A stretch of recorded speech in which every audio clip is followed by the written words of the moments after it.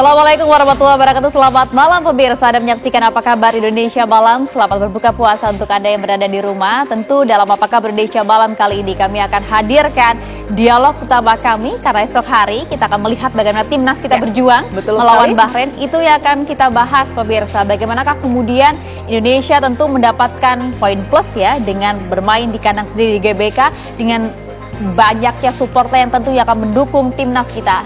Akankah ini menjadi justru poin tambah atau justru menjadi tekanan bagi timnas kita? Dan bagaimana nanti kita akan lihat taktik strategi yang akan dibuat oleh Patrick Kluivert. Mampukah Patrick Kluivert membawa timnas Garuda lolos babak kualifikasi Piala Dunia dan juga membawa pemain kita setara dengan pemain dunia? Itu yang akan kami bahas bersama dengan saya, Maria Asgaf. Ya, dan saya Tiara Harahap. Pemirsa, sekalipun ini sudah memasuki 7 hari jelang Lebaran ya Ayah ya. Ini saya nanti juga akan tetap menghadirkan menu-menu berbuka puasa di sejumlah titik. Ada rekomendasi begitu barangkali untuk Anda yang sudah mudik gitu ya ke kampung halaman. Nah, tidak hanya itu, kami juga akan menghadirkan laporan pantauan arus mudik di sejumlah titik pemirsa untuk membuat mudik Anda nyaman dan juga lancar begitu. Seluruhnya akan kami hadirkan di Apa Kabar Indonesia Malam untuk Anda.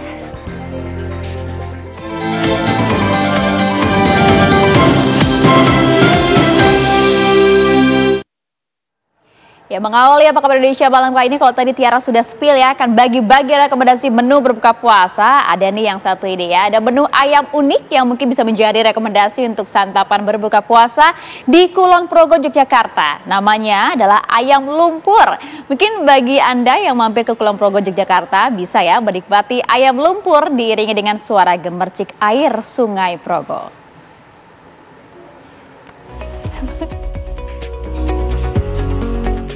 Menikmati ayam goreng maupun ayam bakar mungkin sudah terlalu biasa. Namun menikmati ayam lumpur mungkin bisa Anda coba saat berkunjung ke kedai Labarka yang berada di Desa Wijimulyo, Kecamatan Nanggulan, Kulon Progo, Yogyakarta.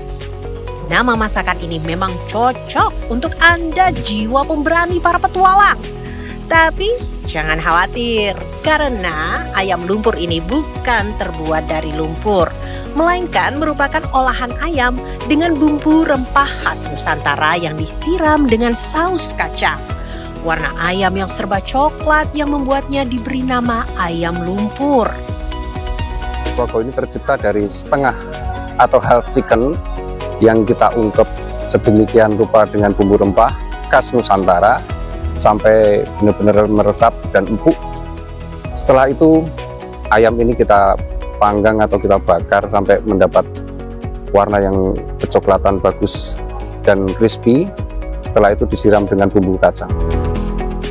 Menyantap hidangan istimewa di samping Sungai Progo lengkap dengan pepohonan yang masih rimbun, menambah atmosfer, membuat pengunjung betah di lokasi ini. Ditambah lagi pilihan minuman es kampul juga menjadi favorit para pengunjung untuk menghilangkan dahaga selama berpuasa. Kampul bermakna mengapung. Minuman ini mempunyai berbagai varian rasa dengan grass jelly dan buah nangka yang mengapung dengan rasa menyegarkan. Enak banget sih mas rasanya. Jadi ini kan dia kan ada lumpur-lumpurnya gitu ya. Jadi itu lumpurnya itu lumpur-lumpur yang kayak rasa-rasa bumbu sate gitu loh. Jadi unik gitu. Terus ayamnya juga lembut juga, jadi dimakan sama nasinya tuh enak banget gitu. Minumnya mbak? Untuk minumnya di bulan puasa ini rasa seger banget sih. Selain menu tersebut, ada pula menu nasi tempong. Nasi komplit dengan lauk pauk disajikan bukan menggunakan piring namun menggunakan tampah dengan porsi yang jumbo. Menu ini menjadi pilihan para pengunjung yang mengadakan bukber alias buka bersama koleganya. Selain bisa menikmati aneka menu unik di kedai ini, para pecinta petualang juga bisa menikmati keseruan trip jeep keliling desa, melewati persawahan hingga bermanuver di Sungai Progo. Dari Kulon Progo, Daerah Istimewa Yogyakarta, Ari Wibowo, TV One mengabarkan.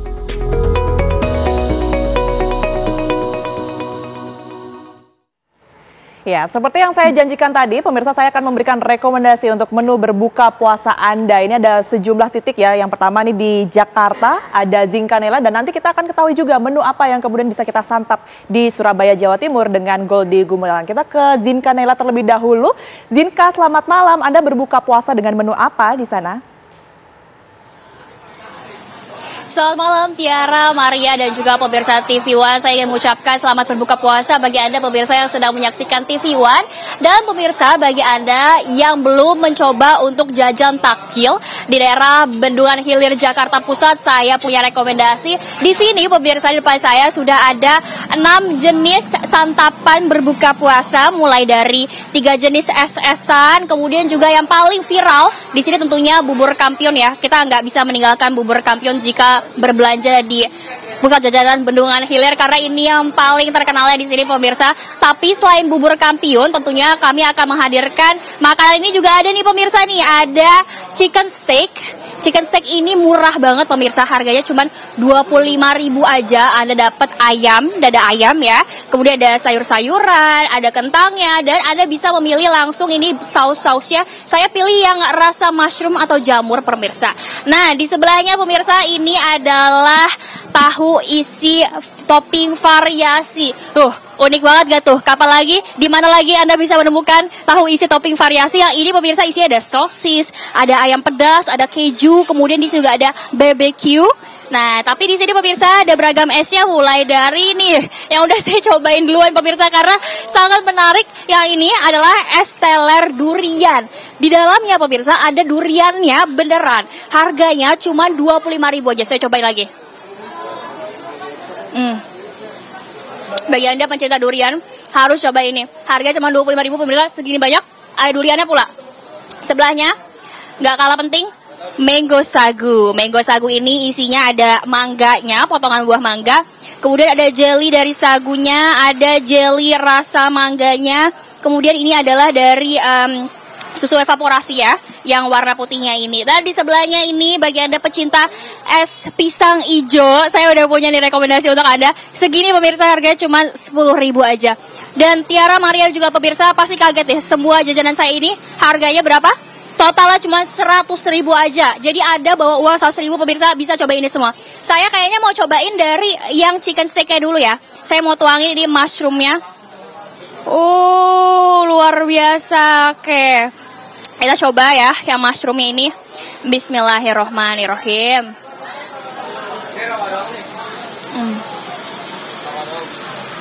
Rasa sausnya walaupun harga 25.000 nggak kaleng-kaleng pemirsa. Daging ayamnya empuk. Rasa lada atau merica itu berasa. Kita cobain sayurnya mungkin ya. Apakah sayurnya fresh? Sayurnya enak juga. Masih fresh ya pemirsa. Kedengaran dari kunyahan saya. Enak banget. Selanjutnya yang mau coba nih, bubur kampiun.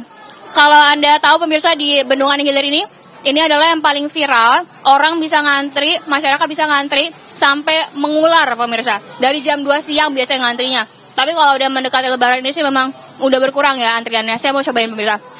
Seenak apa bubur kampiun viral di Bendungan Hilir? Cobain.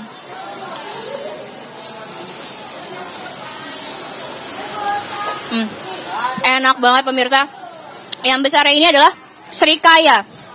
Jadi pemirsa dengan harga segini 25.000 Anda dapat 8 isian bubur kampiun. Gimana pemirsa, Anda tertarik gak untuk jajan ke pusat jajanan Bendungan Hilir? Benar demikian, Maria Tiara kembali ke dari studio. Wah, ngajak ribut nih Zizi ya. Gimana? Itu dia. Gimana? Kira-kira bakal langsung sana nggak? Nah, itu dia. Jadi aku mau minta bungkus aja nih sama Zizi nih ya. Boleh tuh. Luar biasa, selamat menikmati hidangannya Zizi. Kalau gitu kita geser ya. Kalau di Surabaya, menu apa nih yang akan disajikan oleh Goldie Gumilang? Silakan Goldie. Ya, selamat petang Maria, Tiara, dan juga pemirsa. Saatnya untuk menu rekomendasi dari kota Surabaya. Kami saat ini berada di Barbecue 78 yang berada di Dharma Husada di kota Surabaya, di mana lokasi ini menjadi warung yang menjajakan beraneka ragam menu makanan grill. Bisa dilihat di belakang kami ini adalah tempat masaknya pemirsa, dan beragam menu tersedia di lokasi ini.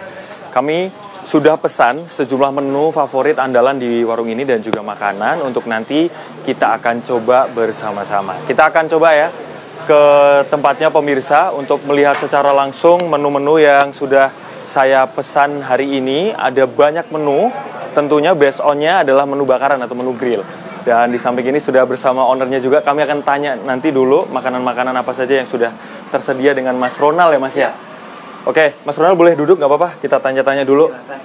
Mas Ronald, boleh dong dijelasin ini sejumlah menu yang udah ada di meja ini apa aja Mas? Iya, untuk menu makanan kita yang ada di meja ini dari Barbecue 78, Yap. yang paling favorit mungkin saya perkenalkan yang ini Mas. Oke. Perfect Meat Platter. Oke, Ini isinya banyak ya Mas ya? Isinya lumayan cukup banyak, kurang lebih ada 500 gram protein. Oke, siap. 2 jenis beef sama 2 jenis chicken. Oke. Itu ada chicken grill, ada chicken mushroom, ada yang paling favorit ini ada beef skewer dari kita, Oke. sama beef patty. Oke. Terus juga yang lagi viral belakangan Iya, ini ya, ada iga bakar dari Oh, kami. iga bakar ini Mas ya? Ya, bilangnya sih orang-orang iga dinosaurus. Oke, iga dinosaurus ya Mas ya. Ukurannya memang gede ya Mas ya? Oke. Jumbo ke kisaran 500 gram Oke, untuk satu 500 porsinya. gram. Habis itu Mas, kita geser ke samping ini. Ya, ada udang bakar juga. Oke. Terus yang baru-baru ini keluar, baru 1 bulan ini juga penjualannya juga hampir ngejar daripada Oke. iga bakar, yaitu ada rahang tuna. Tuna ya Mas ya? Iya. Rahang tuna bakar. Rahang tuna bakar. Oke. Dan ini yang terakhir cukup Mas, Dan mungkin? ini snack yang paling favorit dari kita. Oke. Ada beef saikoro sama beef skewer. Oke, beef sakuro dan beef skewer. skewer. Oke. Mas, ini saya cobain dulu ya, Siap. mumpung masih anget ini ya. Silakan. Sampai nanti kita ngobrol-ngobrol lagi Mas. Siap. Kita coba, katanya lagi viral akhir-akhir ini, berarti yang iganya Mas ya, iga Iya. bakar ya. Nah, Oke, kita coba iga bakar. Apakah semantap itu pemirsa? Kita coba ya. Bismillahirrahmanirrahim. Iga bakar dari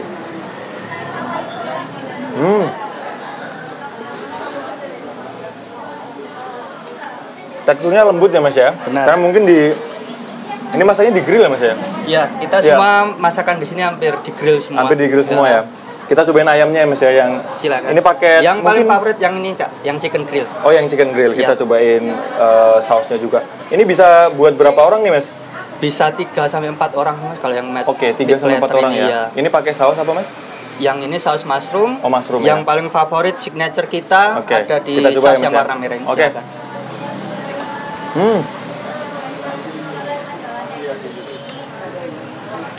Mungkin yang terakhir kita cobain tuna ya pemirsa ya. Ini tunanya yang menu baru Mas ya? Iya. Kita total Baru pemirsa. 1 bulan ini. Nggak, bismillahirrahmanirrahim.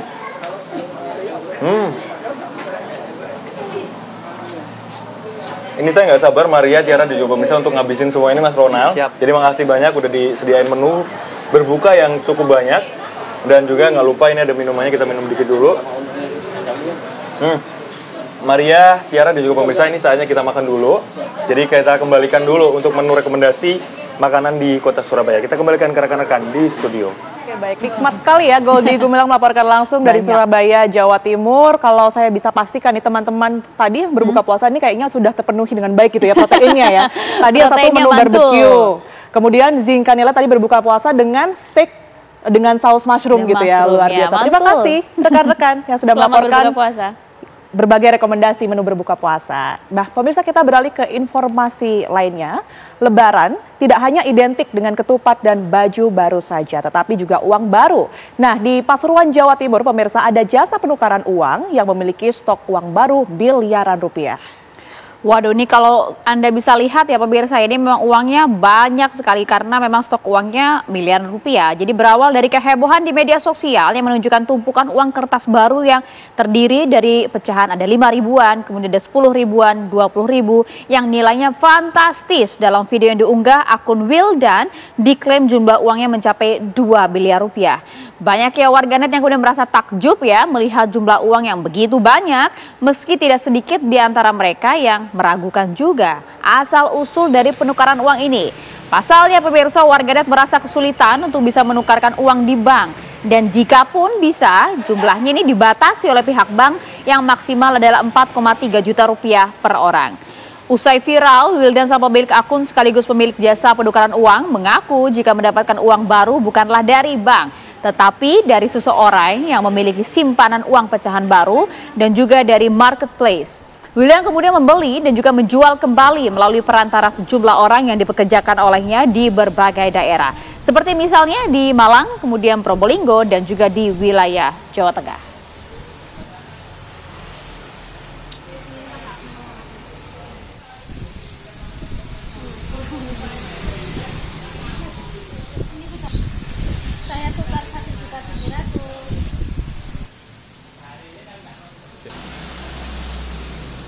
Tanggal 19 Maret 2025, harinya Rabu ya. Masuk 10R ya. 2 miliar 10R baru ya. 1, 2, 3, 4, 5, 6, 7, 8, 9, 10, 11, 12, 13, 14, 15, 16, 17, 18, 20 ya. Ini ya. 5R. Pemirsa, faktor psikologis berperan besar tentunya dalam menentukan hasil akhir dari duel Timnas Indonesia kontra Bahrain di Stadion Gelora Bung Karno pada esok hari, Selasa malam. Kita akan membahas secara tuntas di Apa Kabar Indonesia Malam sesaat lagi untuk Anda. Ya, pertandingan esok nampaknya adalah pertandingan yang ditunggu-tunggu begitu ya, tak hanya bagi timnas saja tapi juga untuk kita semua. Akankah kemudian Garuda bisa terbang tinggi lolos dalam babak kualifikasi Piala Dunia? Nampaknya Bahrain pun atau The Reds juga merasa demikian karena mereka harus mencuri poin untuk bisa juga lolos. Akankah kemudian gemuruh supporter kita nanti di GBK ini bisa menjadi dukungan besar bagi timnas kita di lapangan untuk bisa mencuri poin bahkan juga bermain maksimal? Bagaimana faktor psikologis akan berperan? Itu akan kami bahas di Apa Kabar Indonesia Malam hari ini. Bersama dengan saya sudah hadir sejumlah narasumber. Kita perkenalkan terlebih dahulu, sudah ada Bang Nur Alim, mantan pemain timnas. Selamat malam Bang Jabrik. Selamat malam Mbak Maria. Sehat hari ini ya? Alhamdulillah. Oke, kita ingin dengar nanti ya bagaimana analisa terkait dengan permainan kemarin dan juga esok seperti apa. Dan juga bergabung bersama kami, dia ada dosen dari Fakultas Ilmu Keolahragaan UNJ. Ini ada Bang Albert Aridan Tangkudung. Selamat malam Bang Albert. Selamat malam. Ya. Terima kasih. Kita butuh juga analisisnya nanti soal psikologis pemain agar kemudian bisa menjaga fokusnya di lapangan begitu ya. Dan satu lagi, aduh akan ramai nih kolom komentar kita kayaknya ya. Yang paling dicintai oleh netizen pecinta sepak bola tanah air, siapa lagi kalau bukan Bung Toel. Selamat malam Bung Toel. Malam Ayah. Sudah siap? Apanya nih siap? Ramai kolom komentar nanti ya Bang ya. Terima kasih sudah hadir Bung Toel. Oke, kita ingin dengar dulu Bung, melihat permainan Indonesia kontra Australia kemarin away ya. Bagaimana menurut Anda secara statistik dibandingkan dengan permainan sebelumnya pada saat 0-0 ya? Ya sebetulnya sih ngomong bener pun akhirnya kalau muncul di YouTube dipotong-potong jadi dipelintir gitu. Kan hanya dikutip possessionnya aja katanya gitu kan. Jadi gini, kalah jelas bukan hal yang baik, negatif lah, apalagi kalahnya banyak gol. Tapi maksud saya kalau orientasi kita cuma lihat hasil ya sudah, jelek, kalah gitu kan. Makanya kita mau nilai sepak bolanya atau mau ada terpengaruh dengan sentimen pergantian pelatih. Tapi kalau kita mengabaikan itu, kita objektivitas pada permainan, apakah secara kualitas permainan ada perubahan? Ada. Hanya kualitas pendekatan perubahan permainan itu tidak dibarengi dengan hasil yang baik. Karena ada faktor-faktor, kesalahan individu, lemah di counter attack, lemah di antisipasi bola mati, sepak pojok. Yang 3 dari 5 gol kita kan awalnya adalah sepak pojok, kan gitu. Nah itu catatan-catatan teknis. Tapi yang saya mau bilang, ketika ada pergantian pelatih, apakah cara bermainnya berubah? Berubah. Karena misalnya kalau kita lihat waktu statistik lawan Australia 0-0 September di GBK dengan kemarin itu berbanding terbalik. Ini bukan narasinya positif atau negatif? Bukan cuma ball positionnya aja, tetapi juga misalnya tembakan ke arah gawang. Waktu di GBK September cuma 5, kemarin 11. Lalu juga possession bolanya tinggi, 64. Kalau di Jakarta di GBK 31. Jadi kita dikurung kan. Maksud saya kualitas itu adalah bagaimana cara bermain. Tapi ya karena memang kalau kalah, kalau menang Bung Toel pasti dihajar ya begitu dipelintir. Ntar ada netizen yang nanya nih, ini Bung Toel nih banding-bandingin pelatih yang dulu sama sekarang aja nih. Yang bandingin itu orang. Yang saya mau bilang kan begitu dipelintirnya. Yang penting jangan serangan balik, bukan itu. Nih ya, struktur permainan bola itu nggak akan berubah dari defense, transition, attacking. Attacking, transition, defense. Serangan balik bagian dari sepak bola, iya.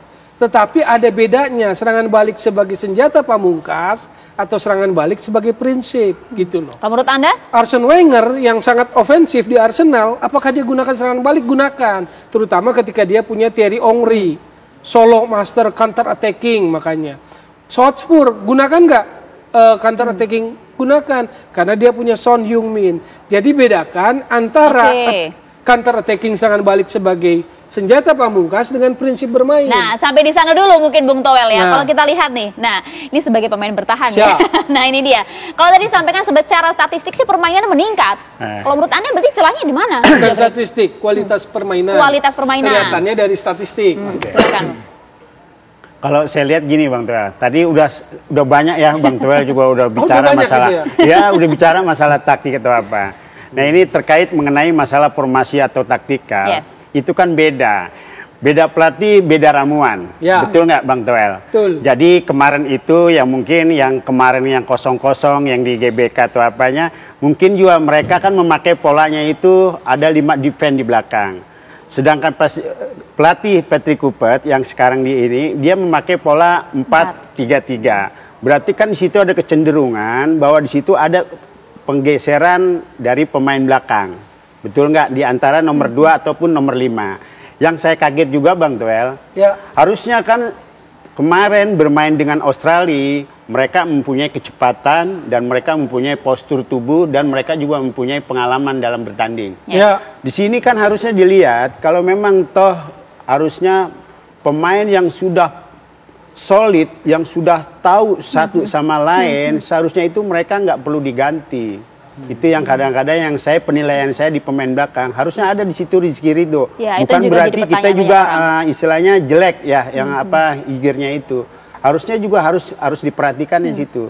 Akhirnya kan sekarang terjadinya kan banyak gol. Memang kalau di formasi main 4-3-3 itu pasti banyak gol di situ, Mbak. Apalagi harus mengandalkan yang tadi Bang Toel ngomong masalah transisi. Bertahan, menyerang, dan harus ada transisinya bertahannya. Secara taktik formasi oke sebenarnya ya? Sebenarnya nggak ada masalah. Yang tadi Bang Toel bilang juga harus, memang sudah ada peningkatan dalam permainan. Cuma karena ada satu faktor kelelahan juga saya bilang Bang Toel. Karena perjalanan dari Belanda sampai ke Australia itu mungkin kan berpuluh-puluh jam di situ. Itu nggak mungkin. Ketika saya juga jadi pemain, itu kalau untuk buat menjaga kebugaran cuma jangka waktu 2 hari itu kurang ideal juga, gitu loh. Nggak bisa dipaksakan juga. Nggak bisa dipaksakan, bohong. Kalau kita memang bilang katanya siap, oke. Tapi pas giliran waktu di dalam lapangan itu bisa berubah. Itu, Pak dosen tolong perluas wawasan kami gitu ya. Kalau dilihat dari sisi psikologis, betul tidak sih seberpengaruh itu loh kebugaran pemain di lapangan itu? Kalau dari perspektif psikologi, saya melihatnya Indonesia ini kembali ke beberapa tahun yang lalu ya, timnas yang ini ya. Memang ada adaptasi gitu untuk psikologi. Kalau dilihat dari pertandingan melawan Australia, ada penurunan ketika gol kedua Martin Pais sudah mulai mental blockage gitu. Jadi melakukan kesalahan terlalu cepat segala macam. Lalu di lini belakang James dan Dix juga akhirnya menjadi emosional segala macam. Jadi memang kalau sisi perspektif psikologi saya melihatnya ini kembali ke nol gitu, dan ini mesti dibentuk lagi oleh tim pelatihan yang baru gitu. Sisi psikologi ini penting gitu. Jadi bukan taktis saja, bukan juga materi pemain, tetapi juga psikologi itu mesti dibangun. Dan menghadapi Bahrain ini nanti lain lagi ceritanya, karena Bahrain ini terkenal dengan mengulur waktu dan memancing emosi segala macam. Itu nanti ya harus detail gitu, psikologi apa yang harus diterapkan gitu, video analisis dengan pertandingan yang sebelumnya gitu. Nah itu dia. Tapi sebelum ke sana mungkin Pak Albert menyambung yang tadi disampaikan oleh Bung Jabrik, betul tidak sih kemudian kelebahan kita di lapangan kemarin pada saat kontra Australia ini memang karena faktor kelelahan saja atau memang sudah drop dulu mental ya pada saat gol pertama? Ya betul, faktor kelelahan juga itu terjadi ya, karena pengalaman di SEA Games dan ya khususnya Bang Jabrik yang punya pengalaman itu kelelahan fisik juga otomatis kelelahan mental gitu.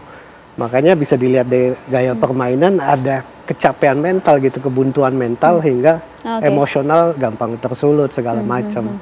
Jadinya di sisi ya semuanya lah, sisi sayap juga saya lihat juga nggak terlalu banyak memainkan bola ya.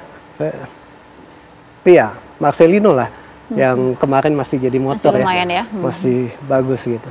Oke, nampaknya kita harus sangat waspada pada saat kontra Bahrain esok hari ini. Apa yang kemudian harus diperhatikan Bung Toel oleh timnas kita? Dijawab sesaat lagi. Kami akan kembali untuk Anda tetap bersama kami di Apa Kabar Indonesia Malam.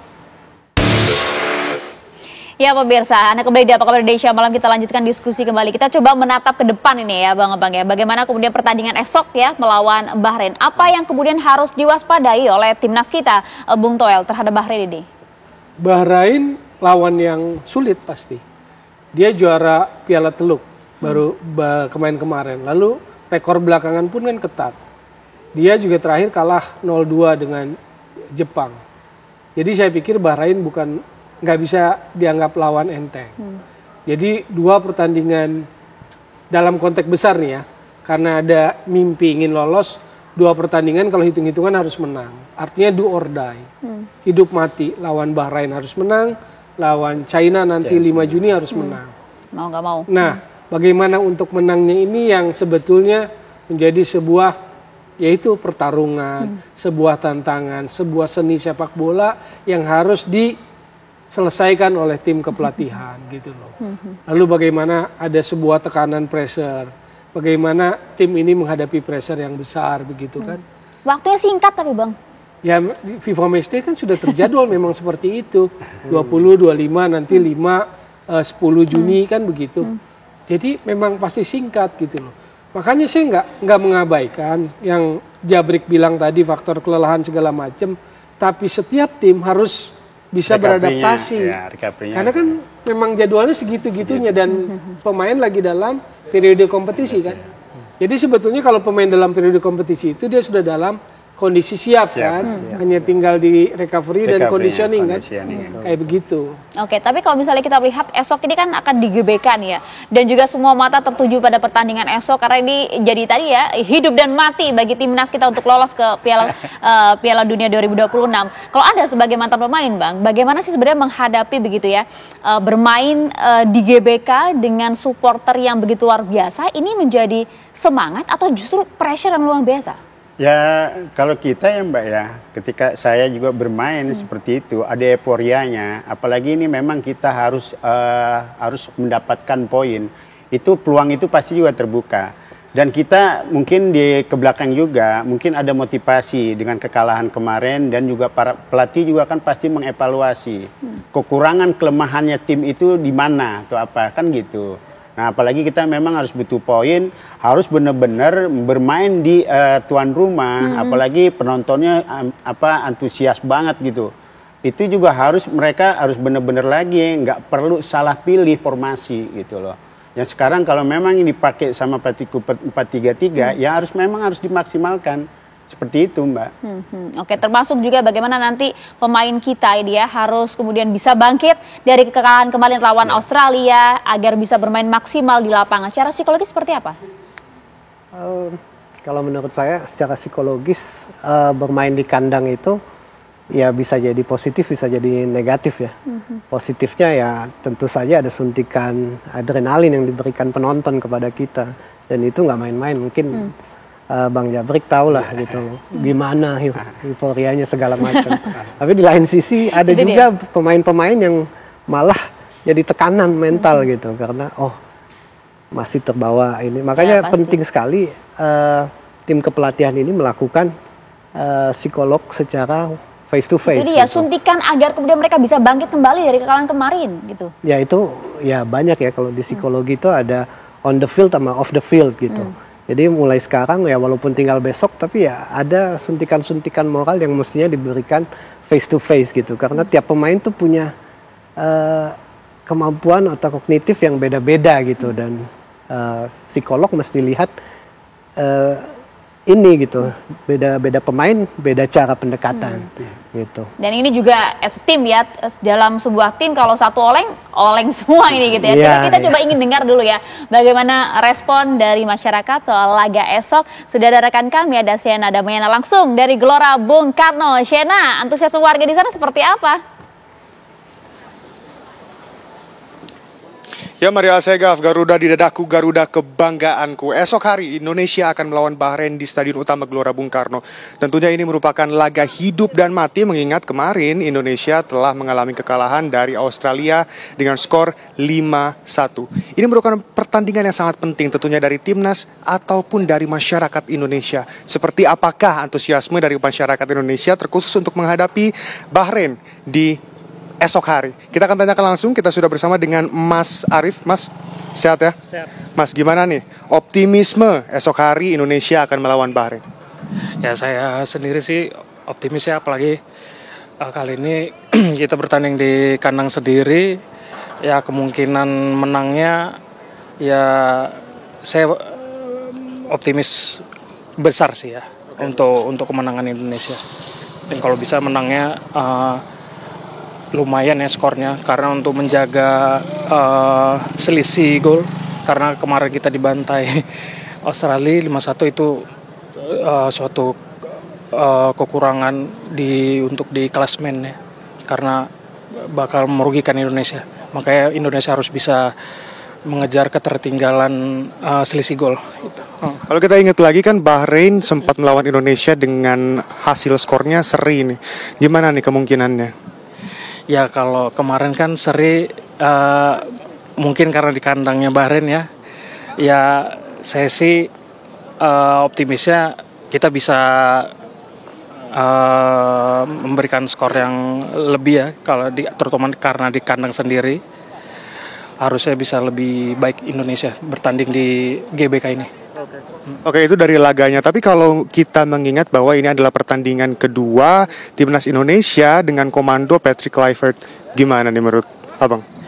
Ya kalau saya sih sebenarnya memang kemarin itu disayangkan ya, pergantian pelatih itu saya ada sedikit kecewa sedikit karena kita masih punya beberapa pertandingan yang besar, apalagi ini pertandingan krusial ya untuk supaya kita bisa lolos di Piala Dunia ya. Karena kita berharap Indonesia bisa lolos Piala Dunia. Tapi di balik itu kita juga harus tetap optimis untuk pelatih baru ini, karena kita harus bisa kasih kesempatan, karena itu wajar ya pergantian pelatih, kita di awal selalu begitu juga. Tapi mudah-mudahan ini pertandingan kedua ini bisa lebih baik untuk Patrick Kluivert. Ini terakhir nih, ada kemungkinan Miss Hilgers kan gak bisa memperkuat karena kemarin sempat cedera. Gimana pendapatnya? Itu kan salah satu jagoan juga tuh. Ya oke. Memang Miss Hilgers untuk di GBK sendiri belum pernah main ya. Tapi sih kita pemain cadangannya juga bagus juga, terutama kayak banyak back, saya lupa namanya siapa gitu, adalah penggantinya Miss Hilgers ada kok. Menurut saya lebih baik. Masih banyak Mas Arief, sehat selalu, selamat kembali beraktivitas.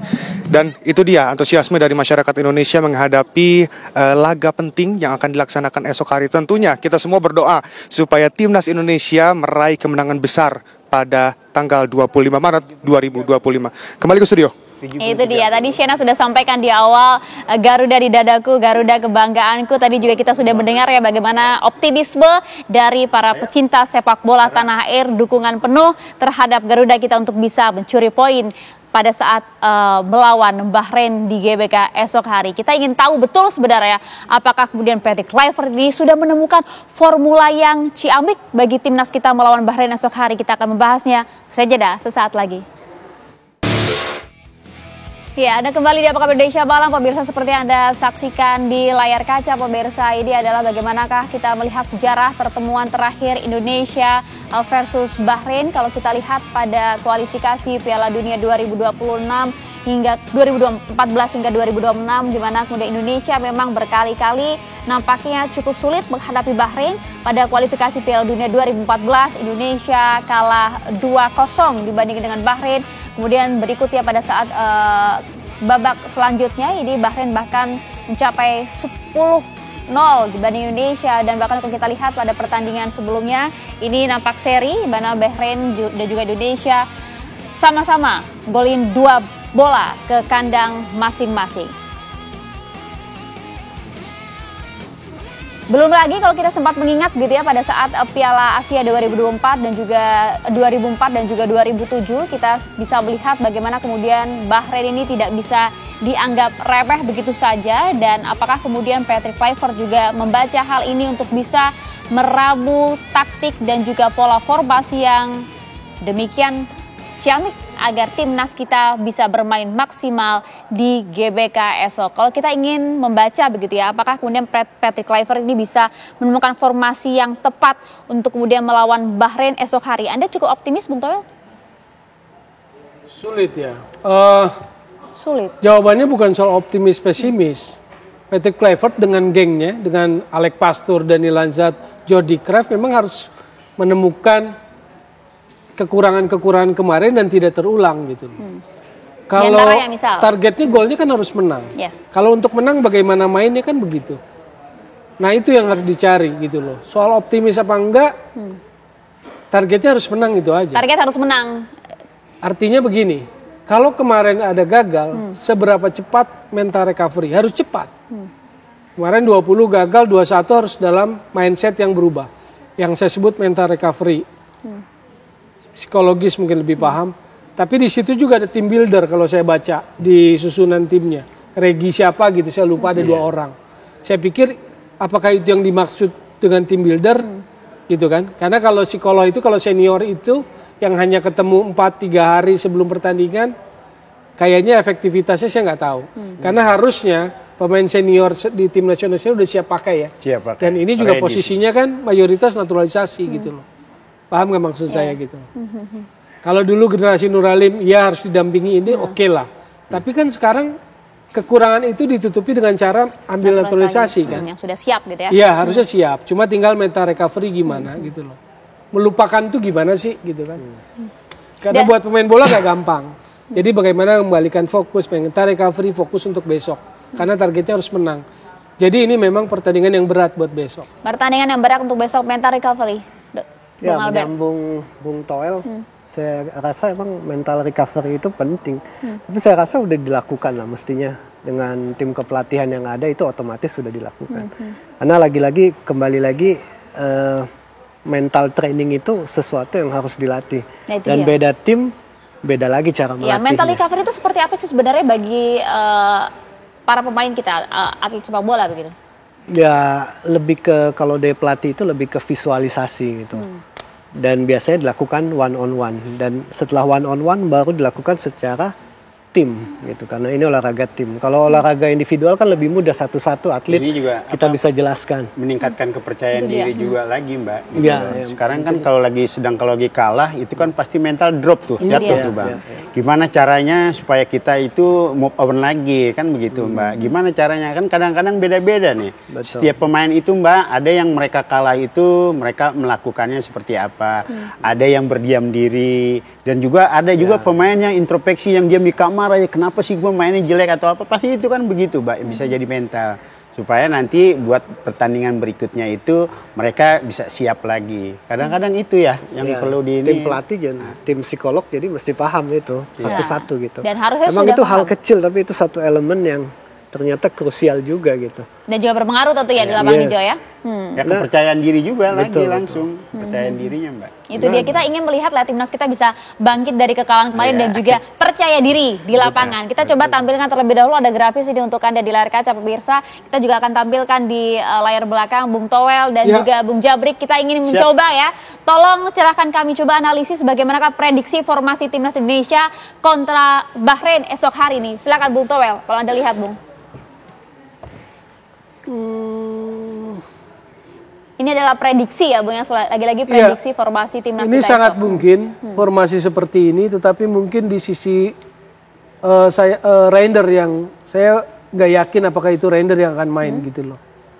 Jadi bisa saja bukan Reinder. Sosok yang tepat siapa kalau di situ? Kalau saya lihat bagaimana kemarin saat dipres oleh lawan, Romeni turun, Marcelino turun, maka Romeni akan tetap jadi pemain nomor 10 sama seperti Marcelino. Berarti nomor 9-nya itu bukan Romeni. Romeni yang akan di posisi Reinders. Jadi siapa? Kalau saya dibanding Rafael Strijk, kalau saya nggak jadi kebenaran. Ramadan Sananta kalau saya. Silakan Bung Jabrik. Kalau aku sih ini Mbak, dilihat dari, karena aku kan pemain belakang nih, Mbak, ya. Oke, dari lini kan? belakang lah, monggo. Iya, berarti kan kemarin juga mungkin organisasi dan mungkin hubungan satu sama lain ini kan kurang nyambung nih kayaknya. Soalnya gampang sekali kemarin-kemarin itu tembus kan. Yes. Kalau aku di belakang itu lebih cocok Ijes sama Rizky Ridho, Mbak. Ya kan? Itu yang mana juga disayangkan Iya. banyak pihak kan, kenapa Rizky Ridho nggak main Oh, di iya, sana. itu. Bener ya. Aku lebih Nah, kemarin waktu masih zamannya Sintayong, pasti kan itu idealnya itu yang nomor 3 sama nomor 4 itu Ijes sama Rizky Ridho. Verdong udah oke lah, the best, penggantinya mungkin James ya. Itu Dick juga, di situ juga cocok. Udah di situ saya pikir yang paling ideal. Nah, kalau untuk buat pemain yang nomor 6, 8 sama 10, saya memakai pola ini 4-3-3. Kan kita bisa aja berubah kan, karena niat pandangan lawannya. Ini bola waktu pegang bola ini. Oh iya. Ya kan? Iya, waktu bola pegang bola. With the ball. Waktu kita bertahan ya itu. Ya kemarin kan belum sempat ada Pelupesi yang main. Nah, kemungkinan besok juga pasti Pelupesi yang main. Oh, dipastikan main gitu ya. Tapi kalau kita lihat lini belakang lah, sebenarnya formasi yang tepat seperti apa kalau menurut Anda, Bung? Sekali lagi. Aku lebih tepat sekarang ini, tapi ya mungkin lebih sekarang kan Rizky Ridho kan peak formanya lumayan. Ayah tanya 3 apa 4 gitu. Ya. Nah, itu dia. Aku pikir 3 atau 4 juga. Aja, 4. Oke, dan di situ harus ada sosok Rizky Ridho di Ya, sana. mungkin bukan gini ya, pemain lokal yang mewakili pemain lokal lah, kasarnya kan gitu ya. Mereka sudah sepadan dengan pemain-pemain yang belakang semacam duet sama Ijes. Karena Ijes juga leader dari pemain belakang gitu. Jadi satu sama lain bisa mengcover. Kemarin saya lihat seperti itu waktu main di GBK. Mereka solid banget di situ. Dan kalau kita lihat siapa sih begitu ya yang kemudian bisa menjadi sosok pemain kunci, Bung Toel, pada permainan kontra Bahrain esok hari menurut Anda? Kalau depan Romeni, kalau belakang Izes harus jadi pemimpin. Tengah ini memang yang menurut saya sih yang dua ya. Kemarin kan Haye sama Nathan. Besok saya nggak tahu Haye sama siapa. Nah itu yang saya belum lihat kuat, figur kuat gitu loh. Karena kan Tapi chemistry kalau juga harus dapat ya. enggak, supaya jangan salah, banyak ngomong chemistry itu apa sih? Kedekatan misalnya gitu ya. Ini kan banyak Belanda. Jadi secara chemistry oke lah. Kecuali kalau kemarin kan yang baru main itu kan Romeni sama Dean James kan. Yang lainnya kan sebetulnya udah gitu loh. Nah, pelatih Belanda datang di tengah ya resiko itu sih. Jangan gedein soal chemistry, resiko dia harus gimana caranya kan gitu. Gitu kan. Orang membahas itu. Saya nggak bela Kluivert, justru dia harus cepet gitu loh sama gengnya untuk bikin chemistry. Nah, sekarang yang saya nggak mau bias, orang bicara tentang total football. Emang masih ada total football? 7-4 bos, udah Johan Cruyff, gitu loh. Jangan karena asal Belanda total football. Kalau yang datang Inggris kick and rush gitu. Kalau yang datang Italia Catenaccio, udah nggak ada ya. Kalau perhatikan bola itu tahun 2000 ketika Piala Eropa di Belanda Belgia, slogannya Football Without Frontier, sepak bola tanpa batas, itu bukan soal Belanda dan Belgia, tetapi sudah tidak ada lagi identitas yang sangat khas di setiap negara. Karena apa? Perkembangan teknikal sepak bola yang sangat global. Jadi sepak bola modern pressing, bagaimana struktur permainan itu dimainkan yang namanya principle of play. Jadi jangan berpikir gini, 3 aja kayak kemarin pelatih terdahulu segala macam. Jadi kita balik kepada sentimen pergantian pelatih. Mau 3, mau 4 bukan itu. Anda nggak sentimen itu ya soal pergantian pelatih ya, Bung ya? Oh tidak. Jadi gini loh maksud saya, mau 3 mau 4 bukan itu, tapi prinsipnya mainnya pendekatannya dia lebih ofensif, lebih attacking atau lebih defense. Kalau menurut Anda yang jadi 3 bukan berarti jadi defense juga, karena wingnya juga bisa main bagus. Tapi kalau 3 defense juga bisa. Nah, jadi bukan soal 3 atau 4 terus kalau 4 lebih offense, kalau 3 lebih defense enggak gitu loh. Karena itu sih bagian dari permainan, namanya struktur permainan. Itu loh. Bang, respon Anda Bang? Udah semua sama Bang Toel, udah semuanya. Sepakat artinya begitu ya. Sepakat, jadi memang Tapi dia jeli tadi. Saya setuju, bukan Hubner yang pertama. Iya, jadi benar.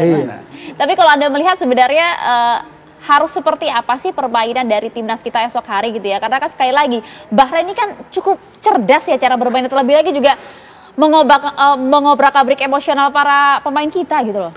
Ya untuk menghadapi besok pertandingan lawan Bahrain, Mbak. Mungkin kan katanya banyak yuk bisa mengulur-ngulur waktu lah atau doping semuanya. Itu dia. Nah, kita juga harus bisa mengatur. Kita harus gimana? Apakah kita kalau bola dilawan atau di Bahrain itu kan mereka memperlambat, katanya kan begitu. Dia bilang katanya mengulur-ngulur waktu lah atau apanya. Sampai kita capek lengah kemudian diambil poinnya. Nah, gimana Patrick Kluivert untuk mengakali permainan Bahrain seperti itu? Ya, kita harus fresh. Ya kan, tekan, bikin buat dia kesalahan sewaktu dia memegang bola. Berarti kalau dia bola dilawan, berarti dia kan bisa bermain itu tuh, Mbak. Ya kita harus ada fresh atau apanya, itu aja, Mbak.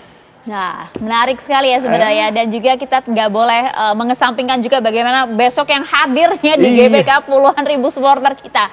Bagaimana kemudian pemain kita ini harus memposisikan puluhan ribu supporter nih? Haruskah kemudian ini dijadikan semangat atau justru kemudian kekurangan ya bagi timnas kita? Ya harusnya semangat ya, cuman lagi-lagi ya mudah dikatakan cuman sulit untuk dilakukan gitu. Tapi kalau menurut saya kalau memang tim kepelatihannya jeli ya harus udah ada beberapa taktik untuk mental gitu. Salah satunya mungkin mindfulness and breathing gitu, teknik menahan emosi. Atau juga kita udah mesti buat video analisis tim Bahrain kemarin mainnya gimana. Waktunya singkat usai Australia kemarin? Ya harusnya sudah dilakukan ya. Ini kan cuma teori aja yang saya jelaskan ya. Cuman mestinya kalau ini semua sudah dilaksanakan gitu. Sehingga besok udah siap semua. Cuman lagi-lagi ya kata Bung Toel juga betul juga ada perubahan kepelatihan, ada perubahan tim pelatih itu juga. Lagi-lagi ya ada adaptasi yang perlu dilakukan gitu. Kita nggak bisa nilai. Betul, kita nggak bisa nilai dari satu pertandingan. Betul kata Bung Toel. Nggak fair aja. Nggak fair aja kalau satu pertandingan terus saya langsung mengkritisi. Ini aja targetnya, tunggu aja. Kalau gagal ya pasti kena kritik dan kena. Ya federasi pun menurut saya sih pasti evaluasi. Karena kan jelas ini federasi kan. Waktu ganti targetnya golnya adalah lolos kan. Nah untuk lolos itu kan bisa sekarang ronde 3, bisa juga ronde 4 gitu loh. Kenapa kesusu pengen ronde 3 gitu loh. Itu dia karena udah ramai juga kan kalau nggak bisa maksud saya. Ya netizen kita juga udah ramai. Ini kalau nggak bisa gimana nih? Dipecat atau enggak? Itu kan juga ramai juga. Jangan sampai kemudian itu yang digeber-geber kan. Kalau Bung Jabrik seperti apa Bung? Ada yang ditambahkan? Aku belum bisa nilai ya Mbak ya. Dengan pergantian pelatih ini yang benar kata Bang Toel juga. Nggak bisa menilai seorang pelatih itu dengan satu pertandingan kan begitu. Pasti juga akan dilihat. Kadang-kadang kan meraba. Ya kan belum tentu peninggalan yang dahulu sama dia itu cocok. Ketergantung ini ramuan. Dan juga harus disesuaikan. Kalau memang mereka memakai pola yang diterapkan sama Patrick, itu juga kan lihat kekelebihan dan kekurangan lawan itu kan seperti apa. Kan begitu. Itu dia kalau kemarin kan main buktinya Australia bermain di kandang sama bermain di GBK itu kan beda pola jauh, ya kan. Nah ternyata kita juga kan beda juga tapi bedanya kita salah karena banyak yang itu kan blunder juga kan seperti itu juga Mbak. Dan juga kalau memang nanti besok di pertandingan ini kan mungkin kan beda, kita harus memenangkan kan pertandingan dan juga pemain juga kan dengan tadi yang juga Bang Albert itu mengenai masalah mental atau apanya.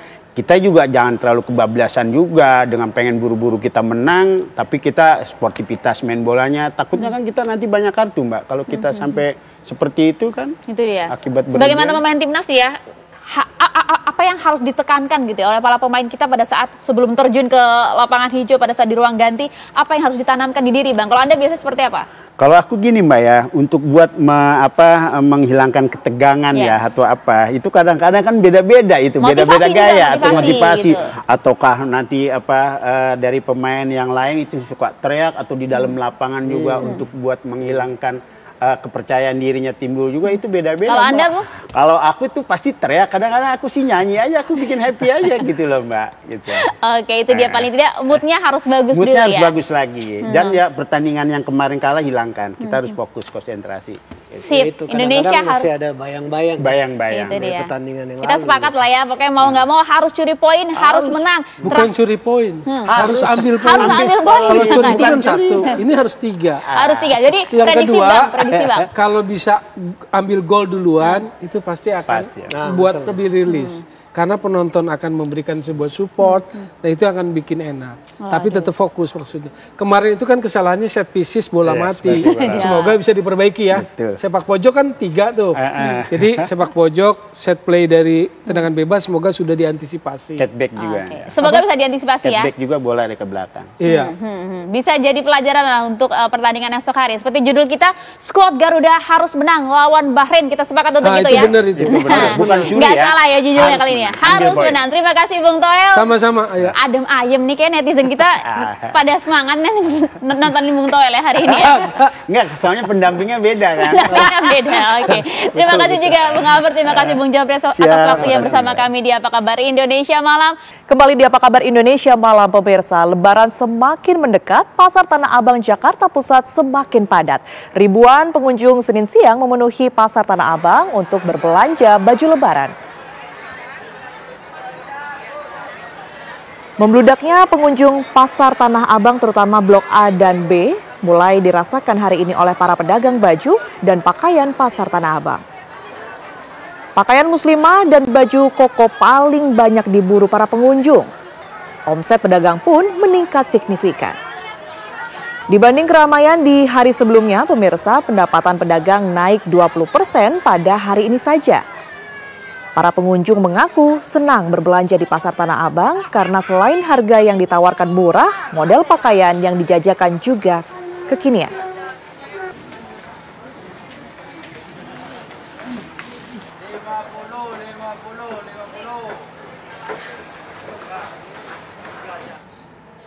DPR mengesahkan Undang-Undang Tentara Nasional Indonesia. Peran prajurit bertambah pemirsa seiring diperluasnya pos kementerian atau lembaga yang dapat diisi tentara aktif. Lantas seperti apa penerapan Undang-Undang TNI ke depannya?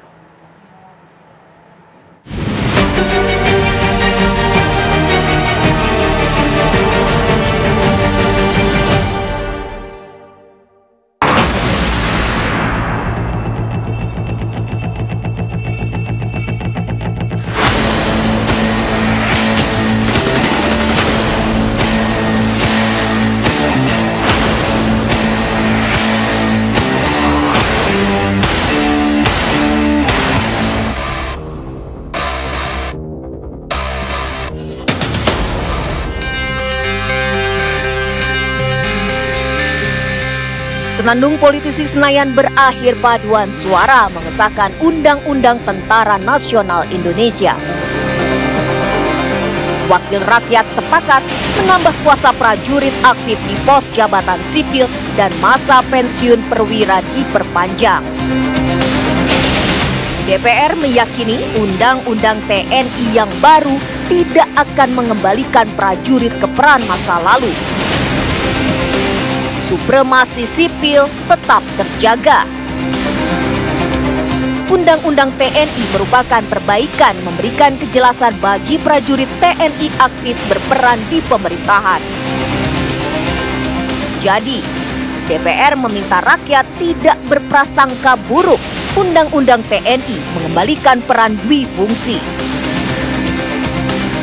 Mensahkan Undang-Undang TNI yang mana dari fokus pembahasannya sudah memenuhi semua azas legalitas, cuman ada 14 kementerian lembaga yang boleh diduduki TNI aktif, yang TNI aktif itu harus mundur atau pensiun dini. Jadi tolong jangan ada kecurigaan, jangan salah berprasangka dulu, mari kita sama-sama baca dengan baik setelah undang-undang ini disahkan.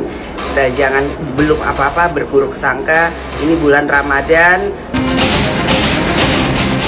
Undang-Undang TNI yang baru memang memberi ruang lebih bagi prajurit aktif mengisi pos pemerintahan. Dari sebelumnya 10 pos, kini menjadi 14 posisi di kementerian atau lembaga yang bisa diduduki anggota TNI aktif. Tambahan 4 instansi sipil itu antara lain Badan Nasional Pengelola Perbatasan, Badan Penanggulangan Bencana, Badan Penanggulangan Terorisme, Badan Keamanan Laut, dan Kejaksaan Agung. Di 4 kursi tambahan ini prajurit tidak perlu pensiun lebih dulu. Dengan seragam dan kekuatan matra yang masih melekat, jabatan di militer dan tugas baru dalam genggaman sekaligus. Akan bertambah banyak perwira-perwira tinggi yang ikut dalam mengambil keputusan dan kebijakan pemerintah.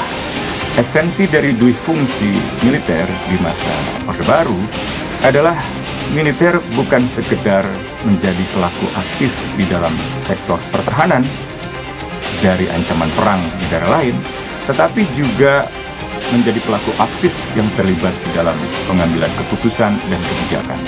Harus diingat bahwa kultur nilai di dalam sebuah kementerian pemerintahan sipil itu berbeda dengan kemiliteran yang mengadopsi sistem hierarki komando, padahal di dalam kementerian itu memerlukan proses dialog yang demokratis. Meyakini bahwa dalam revisi Undang-Undang TNI ini tidak ada kembalinya dewi fungsi TNI, dan dari beberapa pasal yang dibahas yang sudah juga kami sampaikan kepada masyarakat bahwa dalam pasal-pasal itu juga tidak terdapat adanya peran atau dewi fungsi TNI. Pasal krusial lainnya adalah mengenai perpanjangan usia pensiun prajurit. Dalam pasal 53 Undang-Undang TNI, usia pensiun tentara di seluruh tingkatan mulai dari bintara, tamtama hingga perwira bertambah. Bagi perwira tinggi bintang 4, usia pensiun adalah 63 tahun dan bisa diperpanjang maksimal 2 kali oleh Presiden. Sebelum revisi, batas usia perwira paling tinggi adalah 58 tahun dan bintara tamtama adalah 53 tahun. Saya tidak menyangkal bahwa setiap presiden ingin agar orang-orang kepercayaannya bisa menduduki jabatan-jabatan strategis di dalam pemerintahan maupun di dalam kemiliteran dan di dalam kepolisian. Tapi yang kita ingin ingatkan adalah pentingnya kepatuhan pada undang-undang. Pentingnya meletakkan kepentingan politik itu di dalam kepentingan negara. Dengan Undang-Undang TNI ini, peran militer di Indonesia pasca reformasi memasuki babak baru. Di era pemerintahan Prabowo Subianto, tentara akan terbiasa menempati jabatan publik.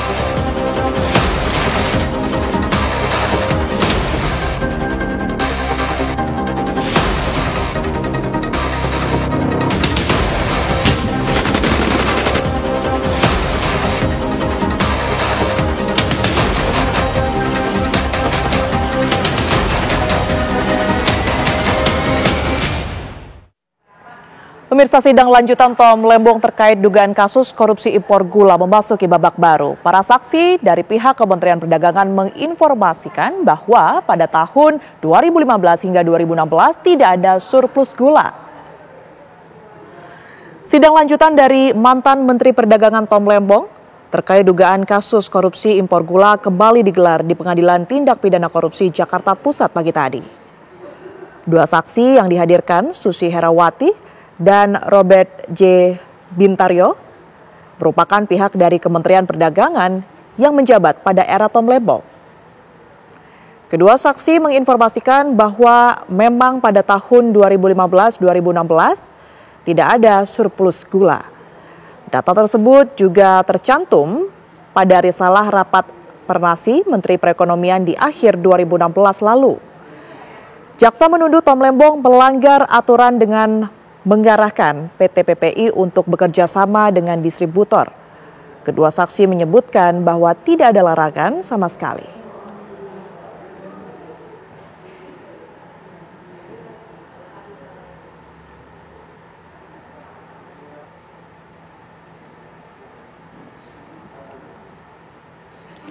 Kita ke informasi berikutnya, pemirsa. Sidang putusan kasus kecelakaan yang menewaskan 3 kru TV One di Tol Pemalang Oktober tahun 2024 lalu berlangsung siang tadi.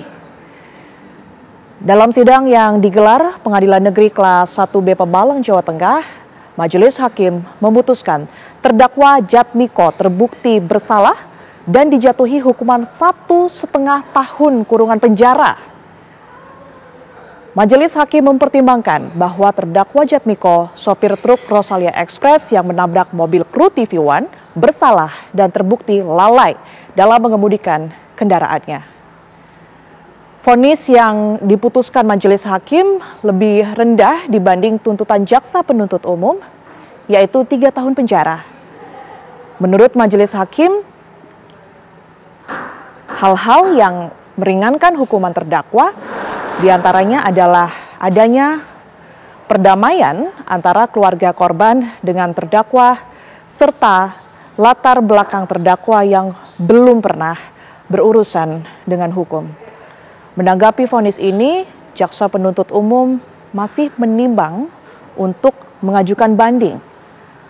Sebelumnya, mobil kru TV One mengalami kecelakaan di Tol Pemalang, kilometer 315 pada Oktober lalu. Saat itu, mobil kru TV One yang berada di pinggir jalan tol ditabrak dari belakang oleh truk Rosalia Express yang dikendarai Jatmiko. Akibat peristiwa ini, pemirsa, 3 orang meninggal dan 2 orang lainnya luka-luka.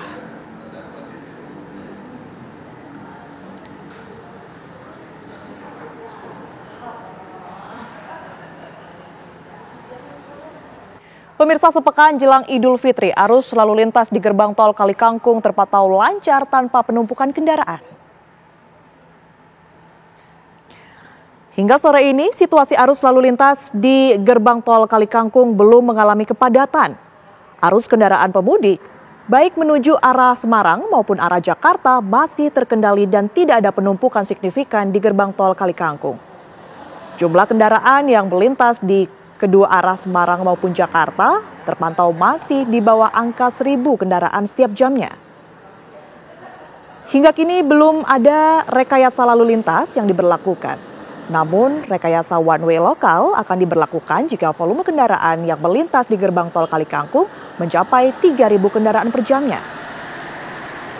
Khusus pemudik dengan kendaraan golongan 1, mulai hari ini hingga Rabu 26 Maret nanti akan diberikan diskon tarif tol sebesar 20% bagi pemudik yang melintas menuju gerbang tol Kalikangkung melalui tol Jakarta Cikampek.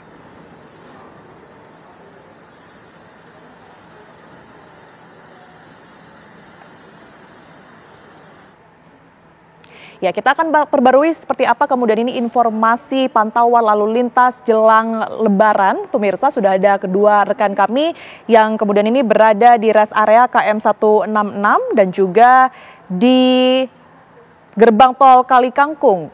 Kami akan sapa Yosefin Kezia terlebih dahulu yang ada di gerbang tol Kalikangkung. Selamat malam, Putri Sofia yang ada di gerbang tol Kalikangkung. Seperti apa kemudian ini kondisi di sana? Ya, selamat malam Tiara dan juga pemirsa TV One. Kalau dari pantauan kami hingga malam hari ini, kondisi di gerbang tol Kalikangkung ini terpantau masih sangat lancar dan juga landai. Hal ini dikarenakan memang kalau kita berbicara mengenai volume kendaraan yang melintas dari pemudik baik dari Jakarta menuju Semarang dan juga Semarang menuju Jakarta ini terpantau masih ada di angka 1.000 kendaraan di setiap jamnya. Namun tadi kami melihat sedikit ada peningkatan volume kendaraan di sore hari, namun tidak begitu signifikan. Ini ada di sekitar angka 1.000 hingga 1.100 kendaraan yang melintas setiap jamnya. Jadi kalau kita lihat memang untuk di exit tol gerbang tol Kalikangkung sendiri ini tidak terjadi penumpukan yang cukup berarti. Kendaraan juga masih bisa terus melintas dengan kecepatan yang cukup cepat begitu, dan juga untuk di gerbang tol ataupun di tol Trans Jawa menuju ke gerbang tol Kalikangkung ini memang didominasi oleh kendaraan roda 4 dan juga kendaraan berat seperti truk dan juga bus. Nah, kalau kita berbicara mengenai apakah akan diberlakukan rekayasa lalu lintas, untuk sejauh ini melihat dari kelancaran arus volume kendaraan yang melintas di tol Trans Jawa melewati gerbang tol Kalikangkung ini memang masih belum diberlakukan rekayasa lalu lintas. Akan tetapi memang akan diberlakukan misalnya setiap 1 jam ini kendaraan yang melintas ini ada sekitar 3.000 lebih selama 3 jam berturut-turut. Namun memang untuk gerbang tol Kalikangkung sendiri ini memang terbuka. Ini ada sekitar 8 gate yang terbuka dari wilayah Jakarta menuju ke Semarang, dan juga ada 4 gate yang dibuka dari arah Semarang dan juga menuju ke Jakarta. Kita lihat memang untuk saat ini di gerbang tol Kali Kangkung, bagi Anda yang akan melintas dari Jakarta menuju ke Semarang ini akan mendapatkan untuk hari ini hingga hari Rabu nanti ini diskon tarif tol sebesar 20%, dan khususnya untuk kendaraan golongan 1 yang ini adalah seperti mobil dan juga kendaraan minibus. Nah, dari diskon tarif tol tersebut memang tarif yang semula 440.000 ini akan menjadi 358.000 mulai hari ini pukul 5 pagi hingga nanti tanggal 26 sampai pukul 5 pagi tanggal 26. Kalau kita lihat memang hingga saat ini ada beberapa rest area yang bisa Anda gunakan pemirsa apabila Anda akan melintas dari wilayah Jakarta via tol Jakarta Cikampek hingga exit di gerbang tol Kali Kangkung ini. Anda bisa beristirahat di beberapa rest area apabila Anda merasa kelelahan dan juga membutuhkan istirahat terlebih dahulu untuk sebelum melanjutkan perjalanan. Ada sekitar 4 rest area yang berlaku di via tol Trans Jawa hingga gerbang tol Kali Kangkung. Sementara kami akan terus memantau bagaimana kondisi di gerbang tol Kali Kangkung. Tiara, kami kembalikan ke studio. Baik, terima kasih Putri Sofia. Kalau tadi di gerbang tol Kali Kangkung ini sudah terpantau masih lancar begitu ya. Lantas seperti apa kemudian kondisinya di rest area KM 166 sudah ada Yosefin Kezia di sana. Selamat malam Kezia, seperti apa pantauan Anda di sana? Ya, selamat malam Tiara dan juga pemirsa. Pantauan kami di sepanjang ruas tol Cikopo Palimanan atau Cipali saat ini masih cukup landai, di mana belum terjadi penumpukan kendaraan yang begitu signifikan. Kendaraan masih dapat melintas dengan lancar. Dan tadi di rest area kilometer 166A tempat kami mengabarkan saat ini ada kunjungan dari Kapolda Jawa Barat bersama Dirlantas Polda Jawa Barat. Ini mengunjungi sejumlah rest area di kawasan Jawa Barat, salah satunya di rest area kilometer 166A. Di mana tadi Dirlantas Polda Jawa Barat ini menyatakan memang ada peningkatan untuk lalu lintas, namun masih terkendali hingga hari ini. Dan Polda Jabar juga menyiapkan 350 pos dan juga 24.000 personil gabungan untuk kemudian mengamankan jalannya mudik. Polda Jabar juga secara khusus memperhatikan sejumlah rest area yang tersebar di sejumlah titik sebagai bentuk antisipasi adanya lonjakan kendaraan akibat penyempitan jalan menuju rest area. Dan apabila nantinya terjadi penumpukan yang cukup panjang, di mana kemacetan ini mengular hingga ke pintu masuk gerbang tol, nantinya sejumlah rest area akan ditutup sebagai bentuk antisipasi karena memang adanya penyempitan jalan menuju rest area. Selain itu, bentuk antisipasi lainnya adalah dengan memberlakukan kontraflow dan juga one way. Ini menjelang puncak dari arus mudik pada tanggal 27, 28 dan juga 29 Maret 2025 mendatang. Dan untuk jumlah kendaraan yang melintas di tol Cipali hingga pukul 18 waktu Indonesia Barat atau pukul 6 sore tadi, terdapat sekitar 21,5 ribu kendaraan yang melintas dari Cikopo menuju arah Cirebon.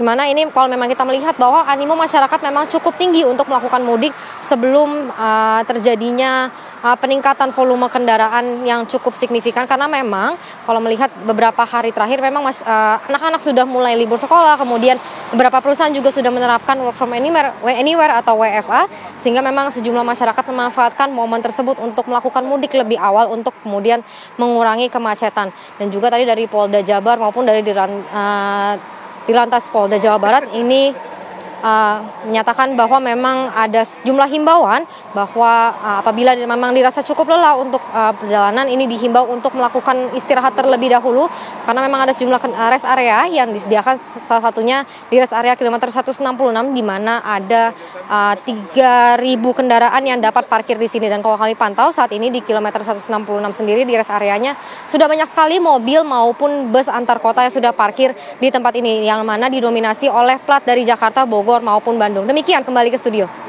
Yosefin Kezia melaporkan langsung dari rest area kilometer 166 dan sebelumnya tadi juga sudah ada Putri Sofia dari gerbang tol Kali Kangkung. Terima kasih rekan-rekan, selamat bertugas kembali.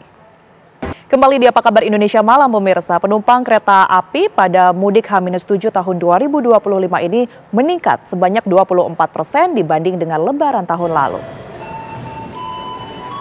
Tren kenaikan pemudik yang menggunakan sarana kereta api ini terutama terjadi pada kereta kelas ekonomi yang memiliki harga tiket cukup terjangkau. Seperti yang terpantau di Stasiun Gambir Jakarta Pusat, di mana kepadatan pemudik sudah mulai terlihat dari ruang tunggu, area check-in tiket hingga peron stasiun. Rata-rata dari pemudik yang berangkat pada Senin ini sengaja memilih mudik lebih awal guna menghindari kepadatan. Namun ternyata tahun ini kepadatan sudah mulai terjadi pada H-7 jelang Lebaran. Berdasarkan data yang dihimpun PT Kereta Api Indonesia, dari tiket sebanyak 3,4 juta kereta api jarak jauh yang disiapkan untuk masa angkut Lebaran, sekitar 2.577.000 atau 75% diantaranya telah ludes terjual. Diprediksi puncak arus mudik Lebaran 2025 akan terjadi pada 28 Maret mendatang atau 3 hari menjelang Lebaran.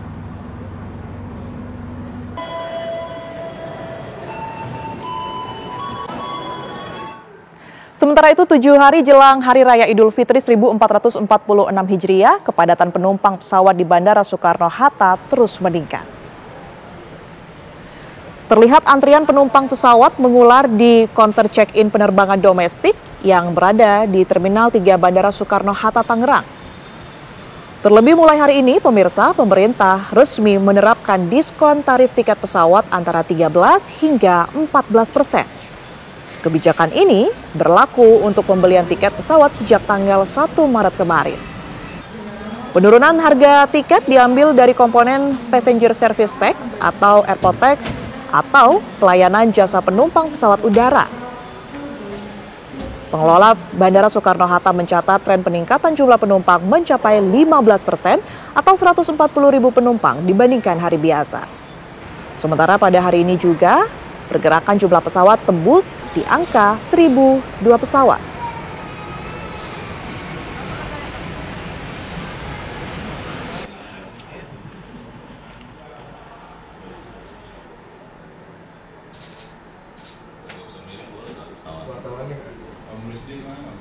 Kita akan langsung pantau seperti apa kemudian ini kondisi dari arus mudik Lebaran tahun ini, pemirsa. Di Pelabuhan Merak ada Yunike Suwandi yang nanti akan mengabarkan untuk Anda. Kemudian di Bandara Soekarno-Hatta akan ada Rusdi Muslim. Kita ke Bandara Soekarno-Hatta terlebih dahulu. Selamat malam Rusdi, seperti apa kemudian ini kepadatan penumpang yang akan mudik Lebaran di Soekarno-Hatta?